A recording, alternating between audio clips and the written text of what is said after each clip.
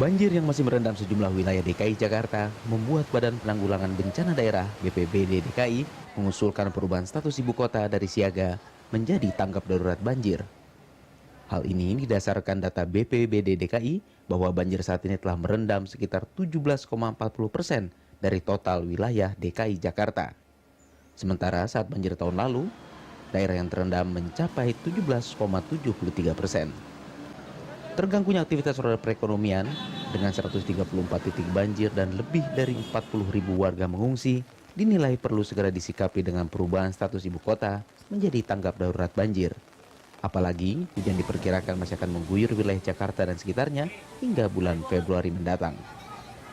Apakah status tanggap darurat banjir memang harus segera diberlakukan untuk menangani dampak banjir di ibu kota tahun ini?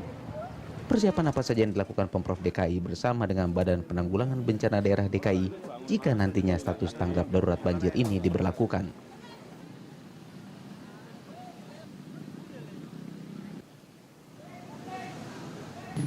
Ya, dan untuk membahas masalah ini telah hadir bersama kami Kepala Badan Penanggulangan Bencana Daerah DKI Jakarta, Bambang Musyawardana, dan juga Pengamat Tata Kota Nirwono Yoga. Selamat pagi Pak Nirwono dan juga Pak Bambang. Selamat pagi. Ya, kita akan berbicara mengenai status tanggap darurat. Nah, ini kepada Pak Bambang dulu. Pak Bambang, ini menurut data terakhir seperti apa koordinasi dengan Pak Gubernur?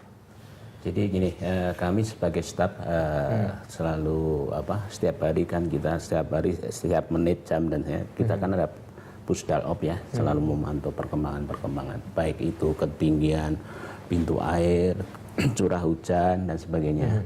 Terus ambil data dari wilayah untuk berapa pengungsi, berapa yang tergenang dan sebagainya. Dari itu kita kelihatannya kok ini akan mendekati seperti tahun lalu ya, tahun lalu. Tapi titik-titik genangan itu tidak sebanyak tahun lalu dan imbas keluarannya karena pun tidak sebanyak yang lalu. Ya. Kami ada wacana, tapi kan semua harus diputuskan dengan tim di level bawah Pak Gubernur dulu ya. Ada wacana menyampaikan ini akan mengarah ke situ gitu.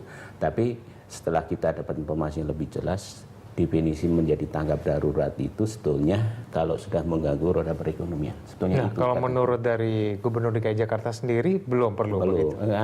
Pak Gubernur belum memberikan respon apa-apa karena kita juga belum memberikan masukan yang pasti ya. Karena bahkan kemarin sore pun kita dengan BMKG di BPPT sosialisasi dan penjelasan. Tapi kalau menurut Pak Bambang sendiri perlukah kita menaikkan status ini jadi tanggap darurat? Saya pribadi kelihatannya belum ya, karena curah hujannya pun menurut BMKG itu akan turun, ya kan nggak ada. Kalau sudah ada genangan yang benar-benar menghambat lalu lintas perekonomian, lah itu mungkin ya.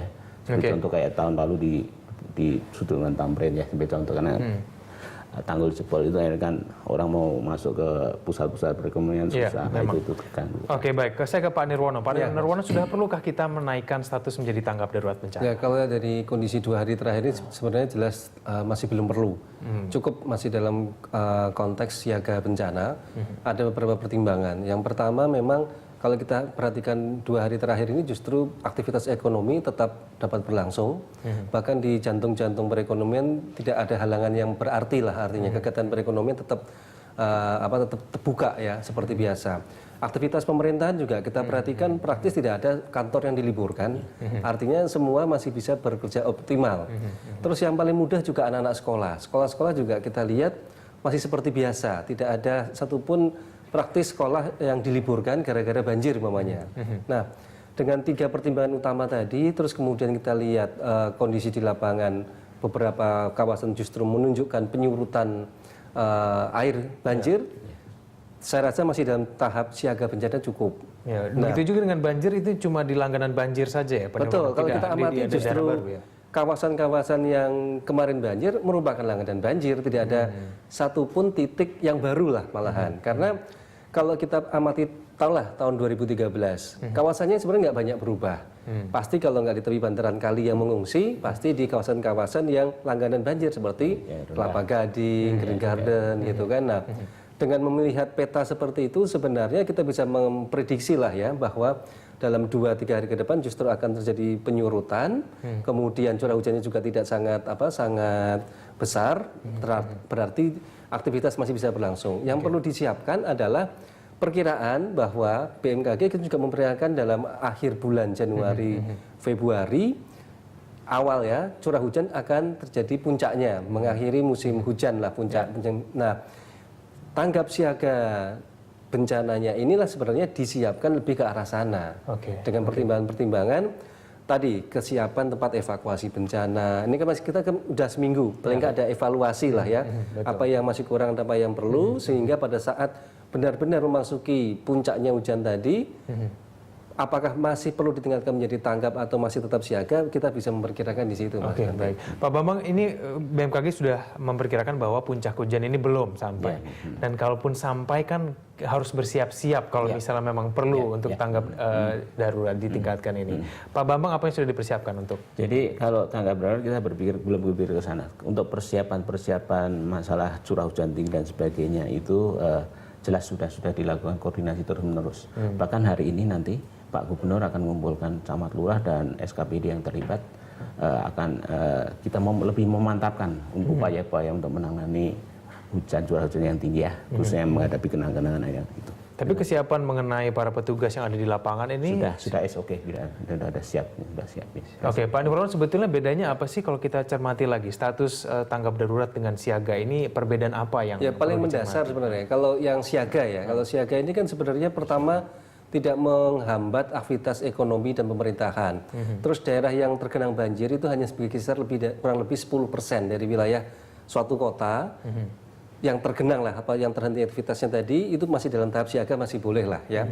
Nah, kemudian yang penting nih, kalau sudah masuk ke tanggap, ini membawa konsekuensi tertentu. Seperti kalau begitu Pak Gubernur nanti menetapkan tanggap darurat bencana, maka mau tidak mau aktivitas sekolah harus diliburkan karena dianggap mengancam keberlanjutan. Terus kemudian aktivitas kantor juga harus dipertimbangkan, terutama di titik-titik rawan yang paling parah banjirnya pasti akan ditutup. Kemudian yang ketiga, ini pasti akan berdampak terhadap faktor ekonomi dan investasi. Begitu dianggap masuk ke tanggap darurat bencana, ini kan praktis ekonomi tidak akan berjalan 100%, bahkan mungkin sekitar 30%.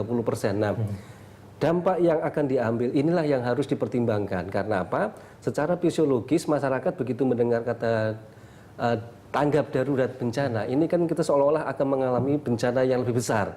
Nah, sementara kalau dalam tahap siaga ini sebenarnya kita hanya berjaga-jaga kan statusnya. Artinya aktivitas tetap seperti biasa, sekolah, kantor, pasar. Nah, ini hati-hati sekali kita menentukan. Memang kalau tanggap ini secara psikologis juga masyarakat bisa lebih panik begitu kasarnya. Betul. Kita jadi kebingungan kan, Mas. Baik, Pak Bambang dan juga Pak Nirwono, kita lanjutkan dialog kita di segmen berikutnya. Pemirsa, Jurnal Pagi akan segera kembali.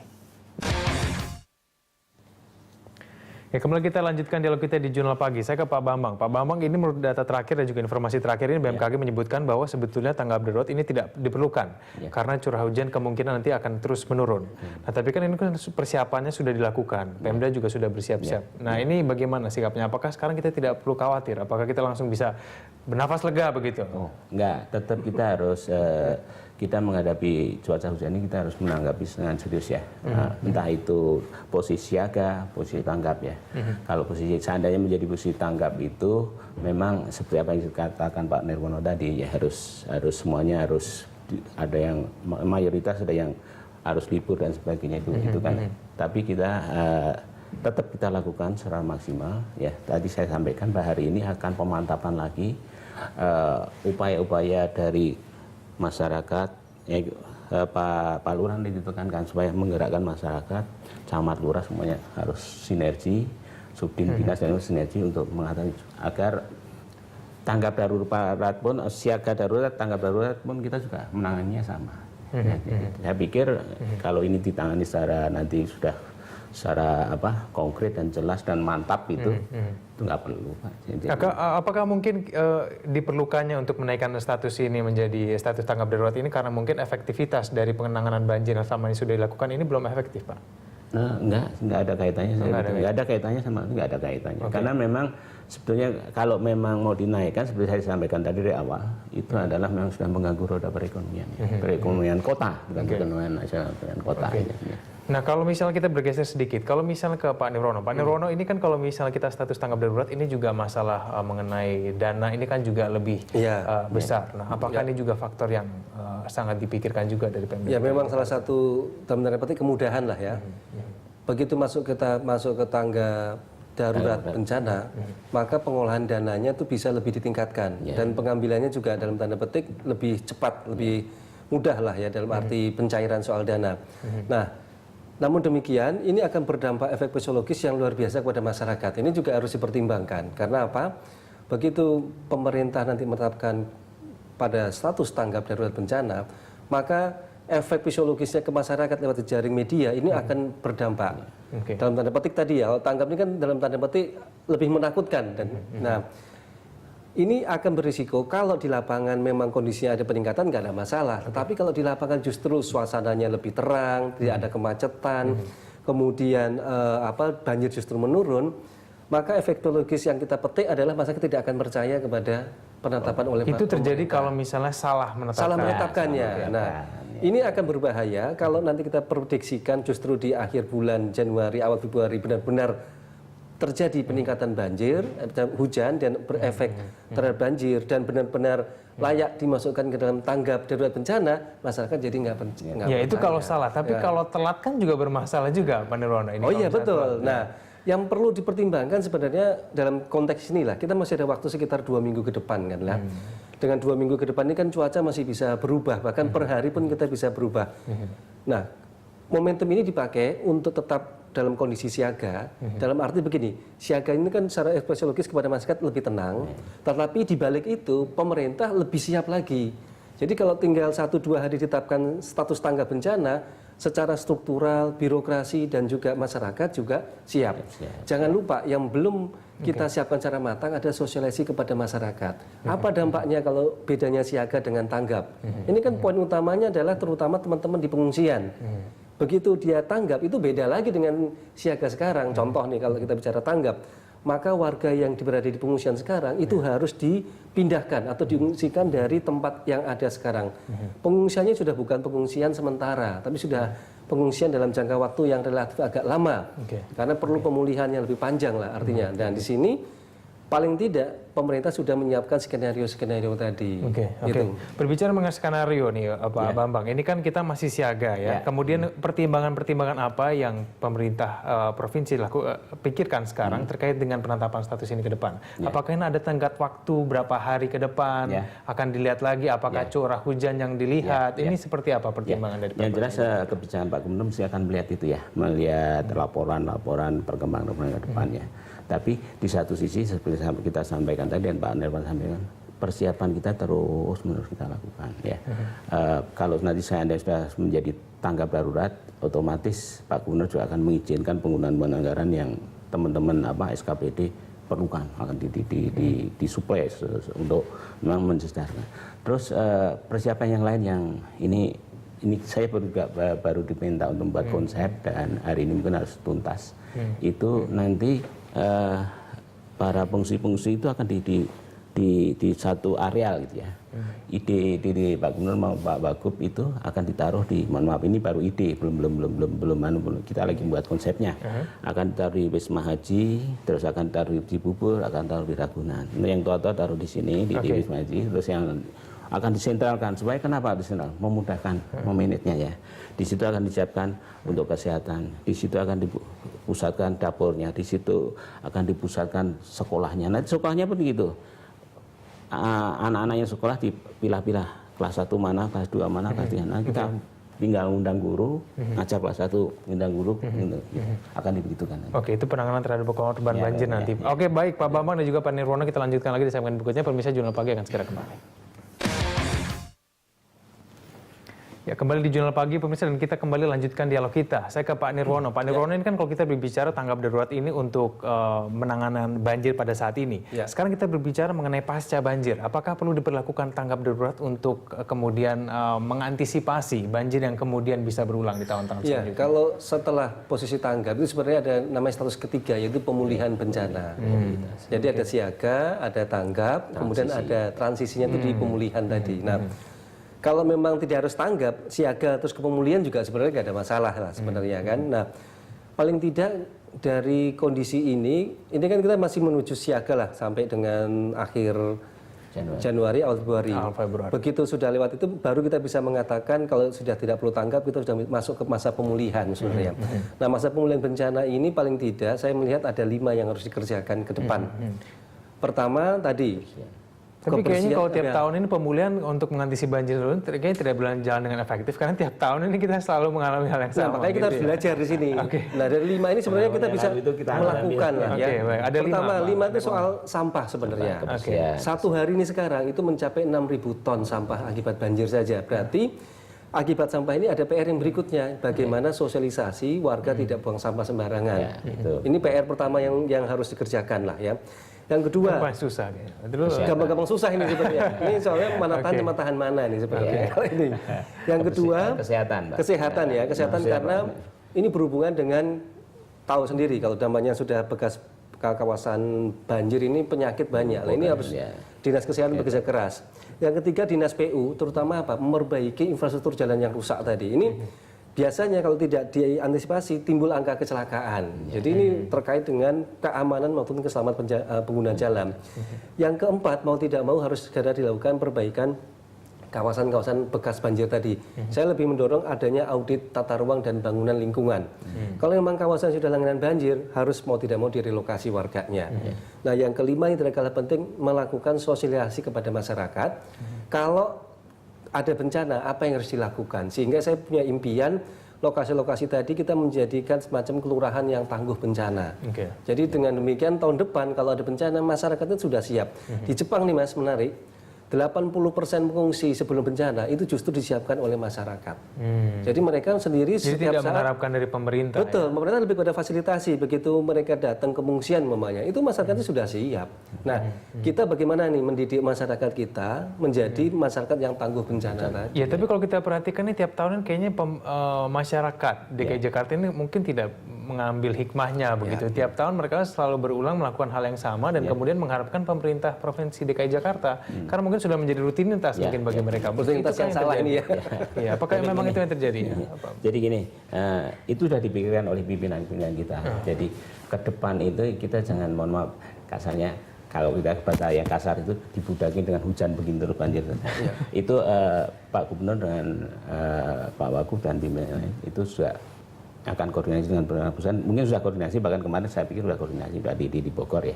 Itu akan mencarikan solusi bahwa seandainya kalau dihitung kerugian kayak tahun kemarin saya 5 triliun gitu. Sekarang seandainya dihitung lagi kerugian 3 triliun kan udah tinggi sekali ya. Sayang sekali duit dibuang-buang kan banyak.